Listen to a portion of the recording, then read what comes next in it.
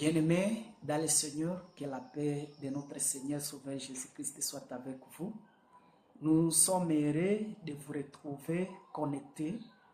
Nous sommes heureux que vous choisissiez notre chaîne Sainte Cité TV, votre chaîne d'espoir, votre chaîne qui vous donne les messages dignes et les messages de notre temps. Si vous êtes nouveau, je voudrais que vous puissiez vous abonner afin de ne pas rater nos séries de leçons et d'être les premiers à recevoir les leçons que nous serons en train de diffuser au sein de cette chaîne.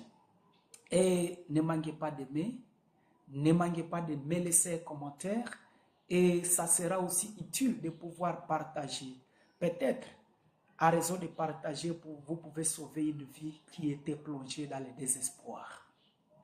Aujourd'hui, j'ai été inspiré par des événements qui se déroulent par-ci, par-là. Et d'après mon analyse, au moins chaque famille est tourmentée. Et ces derniers temps, il y a le message de maladie. Si vous appelez un membre de la famille, il te présentera les messages de désespoir, les messages de maladie, des crises économiques, le message de telle parcelle qui a été ravie, le message de tel camion qui a été brûlé, le message de tel naufrage qui a été réalisé, le message de l'inondation. Donc, il y a pas mal de messages de désespoir. Et alors que toutes ces catastrophes sont en train d'être réalisées, alors que les maladies sont en train d'encombrer plusieurs familles, il y a les gens qui ont perdu d'espoir.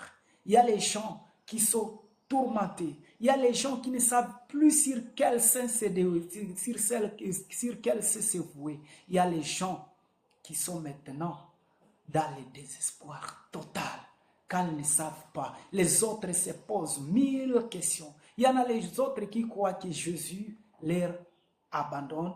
Il y a les autres qui pensent qu'ils sont sans espoir. Mais aujourd'hui, je voudrais ensemble que nous puissions examiner ces paroles du psalmiste. Ce sont les paroles qu'a prononcées le serviteur de Dieu David. Nous savons que David n'a pas été toujours, la vie de David n'a pas été toujours rose. Il a traversé des moments et des circonstances difficiles. Il est arrivé au temps où son propre fils a fait de l'ignominie dans sa vie. Nous connaissons l'histoire d'Absalom, fils de David, qui est allé jusqu'à coucher avec les concubines de son père. Nous avons vu Absalom qui a poursuivi David jusqu'au point de vouloir l'arracher la royauté. David a été plusieurs fois fugitif. Nous savons au début comment Saïl l'a poursuivi.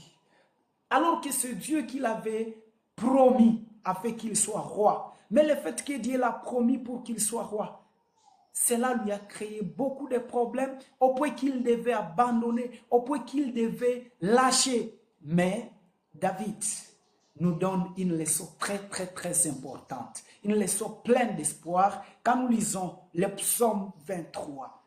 Le psaume 23 sont les psaumes qu'a écrit David lorsqu'il était fugitif, lorsqu'il était tourmenté, lorsqu'il était encombré par les difficultés, lorsqu'il n'avait plus la force par lui-même de pouvoir continuer. Voyons ce que le serviteur de Dieu David nous a dit dans le psaume 23. Et là, je vais lire psaume 23, les premiers vers, les quatrième vers et le cinquième vers. C'est là où je voudrais que nous puissions trouver notre réconfort. Voici ce que le serviteur de Dieu dit. L'Éternel est mon berger, je ne manquerai de rien. Quand je lis l'introduction de ce psaume 23e, David commence par présenter l'Éternel comme son berger, et le fait que l'Éternel soit son berger, il confirme qu'il ne manquera de rien.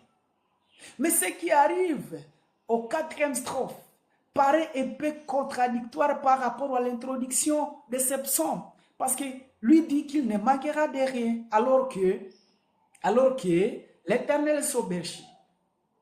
Mais sa vie de David, la vie de David, sa vie était manifesté par des tourments. Il n'y avait point seulement le bonheur dans la vie de David.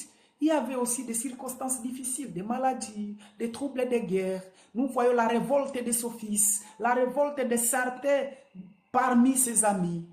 Mais il dit, l'Éternel est mon berger et je ne manquerai de rien. Alors qu'il était fugitif, le Seigneur n'a plus été son berger. Alors qu'il était poursuivi par David, par Saïl, lorsque David était poursuivi par Saïl, l'Éternel n'a plus été son berger. Alors que Absalom, son fils, s'est révolté contre lui, l'Éternel n'a plus été son berger. Mais lorsqu'il écrit ce psaume, il nous présente qui? L'Éternel est son berger. Il ne manquera de rien. Comme quelqu'un qui dirait, vous chrétiens, vous croyants, vous dites que le Seigneur est votre berger. Pourtant, nous sommes ensemble avec vous dans les lits des hôpitaux. Pourtant, certains d'entre vous sont en train de faire des accidents. Le Seigneur n'a plus été leur berger. Ce sont des questions que pas mal déjà se posent. Mais je lis le 4e vers du psalmiste, il dit, « Quand je marche dans la vallée de l'ombre et de la mort, je ne crains aucun mal, car tu es avec moi. Ta roulette et ton bateau me rassurent. » C'est le psalmiste, c'est le même David. Dans la même strophe, il dit, « L'Éternel est mon berger, je ne manquerai de rien. » Lorsqu'il descend au 4e vers, il présente qui est, « Car bien même que le Seigneur soit son berger, il peut traverser la vallée de l'ombre de la mort. » C'est la chose la plus importante que je voudrais te présenter aujourd'hui. Même si le Seigneur est notre berger, nous sommes encore sur cette terre, nous pouvons traverser la vallée de l'ombre de la mort. Tu es croyant, tu es fidèle, tu es sincère dans tes voies, mais sache que tu peux traverser la vallée de l'ombre de la mort et ça ne sera pas ta fête. Tu travailles pour Dieu, tu es serviteur de Dieu, tu es diacre dans une église, tu es ancien de l'église, tu es diaconesse, tu as donné tous tes biens afin que l'église soit construite, tu aides les pauvres, les orphelins, tu soutiens ceux qui sont abattus, ceux qui sont abandonnés. Mais il peut arriver qu'une circonstance arrive et te voyant, tu constates que tu es certainement dans la vallée de l'ombre de la mort. Même si tu sois dans cette vallée de l'ombre de la mort, sans doute le Seigneur reste ton berger.